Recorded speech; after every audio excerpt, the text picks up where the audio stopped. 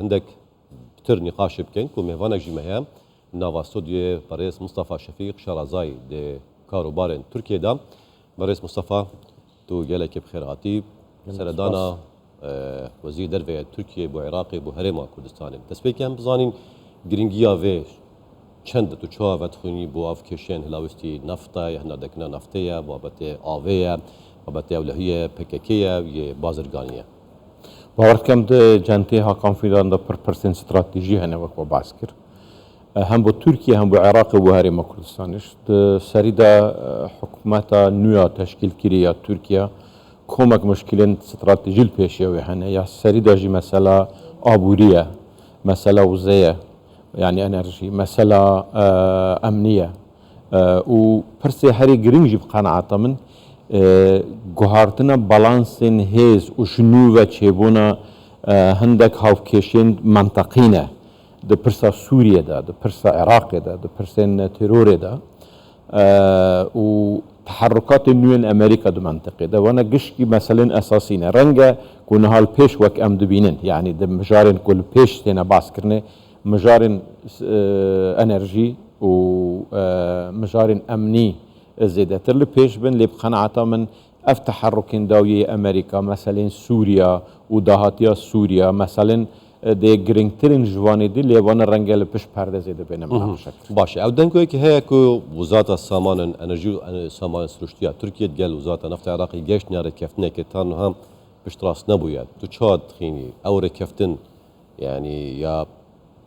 وكارنكو دمكي نزيد وصاد دي سردانا زي وزير النفط العراقي بو تركيا يناري كفتني بخيت باب يعني اجرت الواقع ابوري تركيا والعراقش بنري بيويستي هر ديا بهيا كو بزوترين وقت ام مساله چاره سر ببي چونكي تركيا وكونج دزانن پشتي هل بجارتنين داوي وتشكيل كرنا حكومتانو کومالا گوهران کاری ده کادرین وزارت آبوری ده سری ده وزیر جی چکر کو چاره سریه و مسئله بکر لی حتی نهم مع الاسف روش بروی خرابیه بروی باشی نینه يعني مثلا لیره هشتا دکوه برانبر دولاری آبوریات ترکیه ند روشکی زیده باش ده العراق يجي يعني دوان مها آداري وحتى نهادا بترول هرم كردستان هنارنا بترول هرم كردستان راقبتيا زيدي 4-5 مليار دولار كو رنگ او والاتيا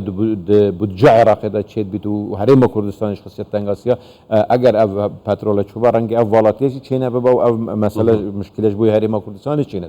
يعني اگر مرو روش ابوريا هر دو عاليه بنري بيويست زوترين كاد هات با چاره سر كرن لي وك اس تخمين دكم زیادتر مثلا تکنیکی وکو باسکن مثلا سیاسی دوی داره ده هندکی آستنگ بن فشار ایرانی حتی حدکی فشار لانندی حتی تخمین دکم دست يعني تأثير روسيا جد في مسألة ده بيتم تايبتي بشتي شر أوكرانيا هم تزانن يعني مسألة امبارغو سر إيران سر روسيا مثلا أساسي نوانا كمالك مثلا عندك بمسألة درنگ تيخن ومسألة ديجي هي مسألة ديجي هي أو أم خازم تمام بكم مسألة ديجي هي مسألة كو قرار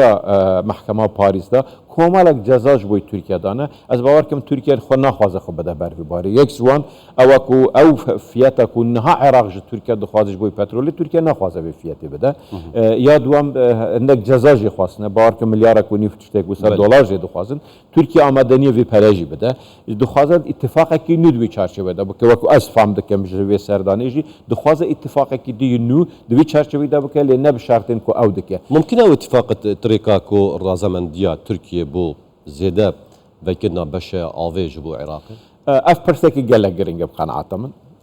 خوينا عراقي الدست تركيا ده تركيا زيدي 40 ساله سر به مسئله کاردك زيدي 22 بنداو لسر آوا ديجي دو فرات هاتنا چكرني و اگر نش بر مسئله شرب از باور كم لمنطقه ديجي لمنطقه بوطان و حكاري و حتى وانيجي او آوا كل آوا زابي و آوا شين و آوا ديجي كتنن او هرما كردستاني از تخمين بكم او كمالك بنداوي ديجي هات بنا چكرني و فشاري وهين زيادة تربا او مسألة كي استراتيجية بو عراقي كو عراق نلسر تدبير ستاندنا نلسر فكرية يعني قلق بترول مهمتره و بترول عراقي حميجي بدا نكره بيات تجي بك بفالاتي لتركيا حاضريه كي مازن سر هي از باور كم او بدا ما پیش ج مساله كي ململانه ودا تر احتمال بيت مساله بفچوناجي چونکی وەک من گوت يعني خوينا عراق إن هذا دستي تركيا دايا تركيا تدبير گرتنه اگر کو مسائل سیاسی و آبوری دا لگل عراق رکنه که به هر وقت کاره به فشار کاربینی هر چند هندک قانون ناف دولتی هند مثلا آویدا کو وی فشاریان وی نوع سیاستی کو ترکیه دخوازل هم بر عراق کاربینه رگری لیدکه لی گلک مافی ترکیه شنه دکاره بکاربینه اگه بکاربینه جی عراق تنگاف دکه و امدزانی جینها دو مسئله آویدا و دو مسئله وشک سالیه دا و دو مسئله بیابان بون یعنی جی چول بونه چول صح تصحور دو بجنی بعربی يعني دوی مثلا دا عراق دروشه که گلکی تنگاسته جبروی عراق زیده تدبیر بیوارده نگرتنه اف پاره کوج پترولجی تیر کو گلکی شکلن بیم او تینب کار اینان دوی وارده زیده تدبیر نهات نگرتنه باشه بریار ایرو سردانا وزیر دروی ترکیه بیتن بگهت هولی جید گل برپرسن پلا بالاین هرما کردستان جی بجوتن خاندنا تا بو هاتنایی بو هرما کردستان جی سر چه دوسیه ده جوینن و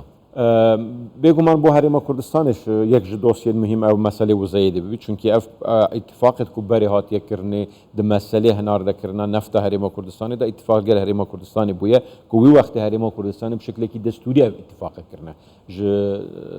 2007 و باورت کم دستور رگدای هرما کردستانی کو و اتفاقانه بکه لحکومت عراقی بحاجت قرار محکمه پاریسی او راگرتیه اول گل حکومت هرما کردستان جه به او کرن که چه تدبیر دکاره بیستاندن اب یکش مسئله نه مسئله درنگ مسئله امنی بیتن مسئله کوته باس کرن مسئله پکه که یان ترور او دکه دونه ده اخفناها کنگره روزنامه‌وانیا فؤاد حسین وزیر دروی عراق و هاکان فیدان ده اب مسئله هات بحث کرن يعني هاکان فیدان دخوازه کو عراق بترور ناساندنا فككي بالرسمي بكه طبعا رنجا وكا جوتن نزحمت بكو بالترور كرن يعني بس او اگر افتش تببا بيجمان او عراق جو هرما كردستان جو بيخبن كومك التزامات نو او جوير حاضر بن يعني حاضر بن از نظام يعني جوابه بده رنگ اف حمید داوی حمید اویجی نبیتن هاکان فیدن هاکان يعني هاتنا ويجي او وخوندنا وضع هي العراق و هرما کردستان و حاضریا وان کوما وان دوسیا حمیاش بوی دما پیش باور کم رنگ سر و کماری ترکیه سردانه که بکه داویا وان مثلا دوی داره ده بیانی وانا ده بیت زمین حاضریه يعني بو هاتنا سردانا سر کماری از بو ساعت تخمین بله يعني الویری تاني ده بیت گفتگو کرن لسر وان بابت وركتان امضا كرنا بله نقرار باشا الدور بابت اولهیه و پککیت باسی بابت انرژی کرو آفجی کو هر دو گرینگا بو هر دو ولاتان بابت پککی جی گلکی گرینگا بو ترکیه و دیده کنفرانسا هاکان فیدانی و فؤاد حسین جدا تکزی گلک بابت پککی کر چند ترکیه ده تکزی الوی بابت دیگتن ده فان تخمین دکم اف بابت ده هندکی دیدم پیش مدا گرینگتر بیت بلکه اونها پیش بینی بیت بس مسئله سوریه جیته پیش خویای کو هندک حولدان یان هندک بزاف هنه کو مسئله سوریه بر بیچاره سریه کی ببن د چاره سر کرنا مسئله سوریه د چوک العراق وقت صدام حسین هبود مسئله سوریه داجی احتمال کرد پیگی کی جدی هبیتن جبوی به مسألة تانية بعراق تانية مسألة ناي چاره سر کرن بريجي ما قلت يعني مسألة بكيكي ومسألة كرد لباكوري كردستاني تانية بحريمة كردستاني وتانية بعراق وغير داينين پیوندین دقال ایرانی هنا دقال سوريا هنا دقال روسيا هنا دقال ولات الاوروبيه هنا يعني مشاركه فعاليه وتاني بيجن امد چارچوه عراق دا و مسئله آن کردستان دا وکن نه بله بابت کی و یا پارچه کی و مسئله گریدای و داره هر چند هرما کردستان حتی نها دگل ترکیه گلک جارا حول چاره سر کرنه و مسئله دانه بله بقناعت من حتی کو او مسئله بشکلی کی برفره وسن نه گرفت هدش که وجه مسئله کی ترکیه بدرجه یکم و دگل وان آلین کو گریدای و پرسته و هيا نگنه هندک چارچوه کی به هرما کردستان تنی اونا به هر چند فشار بله برئیس مصطفى شفیق شارزاد بواره کاروبارن ترکیه دا گلک ممنون و سپاس بوان همی رون کرنا